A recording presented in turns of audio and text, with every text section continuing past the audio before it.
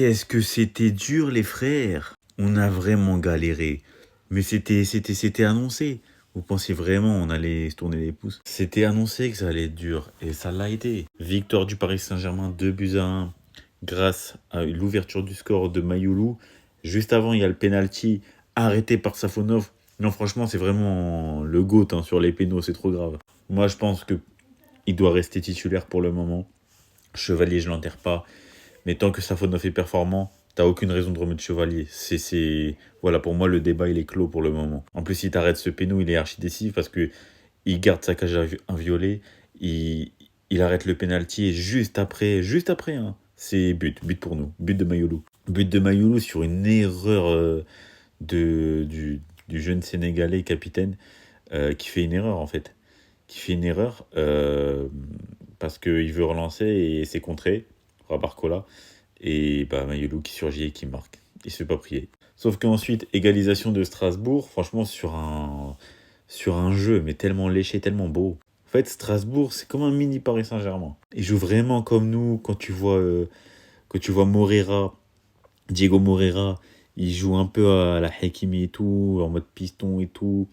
Ils jouent à latéral droit quand ils n'ont pas le ballon. Et dès qu'ils ont le ballon, ils se projettent. Et là, on a bien vu comment il s'est projeté pendant tout le match. Donc, un partout à la mi-temps. Et au final, on arrive à marquer le but à la dernière, enfin, dans les 10 dernières minutes grâce à Nuno Mendes sur une tête, un coup de casque propulsé sur un centre de Warren. Le centre, il est exceptionnel. Mais au début, c'est une récupération de Kang In-lee qui se retourne. Franchement, il fait grave la différence pour emmener Warren pour ce centre magnifique. Et on connaît tous la suite sur une tête, un gros coup de casse de Nuno. Par contre, j'aimerais parler d'Ashraf. Il a fait un match vraiment pas bon. Ouais, faut dire la vérité. Je pense qu'il est encore impacté par la CAN, je vous le dis. Déjà par la blessure, parce qu'il est revenu de blessure. Et déjà, il est revenu, il n'était pas 100%. Plus la défaite en finale de la CAN, ça lui met un coup sur la tête. Alors, donc, tu cumules retour de blessure, donc t'es pas à ton maximum. Plus t'es pas à ton maximum mentalement aussi suite à la finale de la CAN.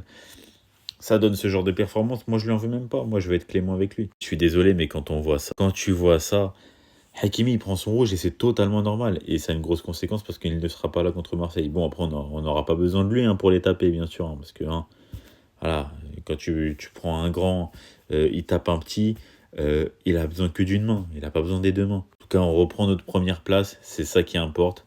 Avant de mettre une fessée à l'Olympique de Marseille, on va ramener du savon de Marseille. Ça leur connaît, ça glissera mieux comme ça.